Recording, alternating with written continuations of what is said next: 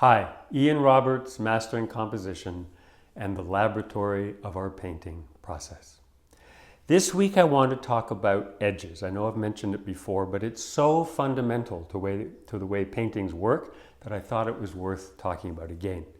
Because we often look at the world as if it's lines, and when you get someone drawing something, they usually bound it by the line that goes around it, like a children's coloring book is an obvious and extreme example, or a line drawing like this, which has a more nuanced line, but it's still the same idea.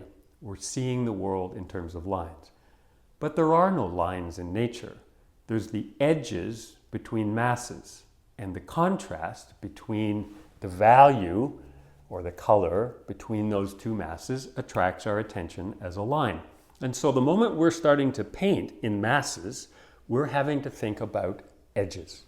It's absolutely fundamental in the success or failure of our painting, really, because the eye is attracted to contrast. The greater the contrast, the more it's pulled.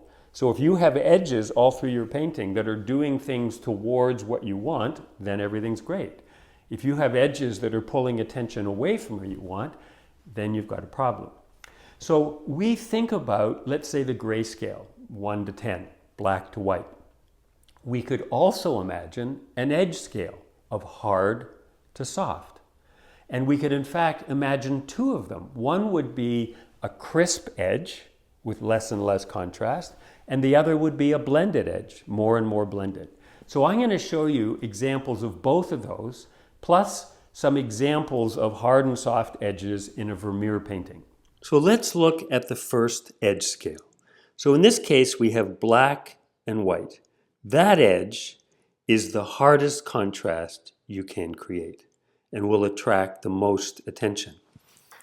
You can soften that edge by just blending it a little bit, and you'll see as we go down this, we're just blending it a little further, until that whole thing just becomes a gradation. And it holds less attention visually. So this is the second scale. And here we have a hard edge. Now we could continue that scale all the way down here back to black and white. This is, let's say, 10 on the gray scale if we're taking the dark end as being 10. And let's say this is 4. That does not hold as much attention as black and white does. But you'll notice that we're just getting darker. Say this is a 6, an 8, a 9, and pretty close to a 10 here. It's now, even though it's still a crisp edge, like say the edge of a door frame in the shadow, it is a very soft edge. So let's look at Vermeer's Woman in Blue reading a letter from 1663. Let's start off just looking at the forehead. He's got the forehead against this dark on the map, and it creates a very specific contrast, a long way from black and white. Then let's look at the back of her neck, and again, it's a hard edge, but the contrast between the two, the map and the shadowed neck, is much, much less, and so it holds our attention less.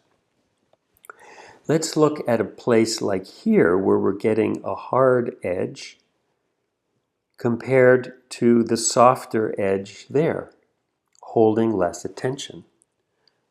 A really interesting point is right here on the knuckles. Look at how hard an edge that is compared to the soft edge as the wrist, as the light turns on the wrist. Here we have an edge that's completely lost, but we have so many reference points to what's going on, we're not confused about what's going on. And we have lost edges here as well. And look at the long, beautiful, blended shadow shape there, how soft that edge is. Same with that one there. But let's look at one in particular and the role it's playing to pull us into the painting. Look at the value shift there. I mean, it's a fairly hard edge, but the contrast is almost nothing. I'm creating all these little faces with this. Then look at the contrast here, and then look at the contrast here. You can see he's shifted the contrast from less to greater to greatest, And you can see it pushes your attention or pulls your attention up into the painting. So you might say, but Ian, you're missing talking about the biggest contrast in the whole painting, which is this long, vertical, hard contrast down the woman's back. But let's just take this for a moment.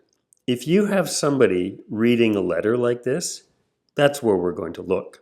So structurally, he's creating this great vertical and using it down the back in order to give it the vertical structure for the composition, and has the softer contrast in the front of the figure, because that's the place we're going to look. So I hope you found that useful and engaging. Please do subscribe to the weekly series, and if you'd like to receive it in your inbox every Tuesday morning, you can find the link below and sign up for that.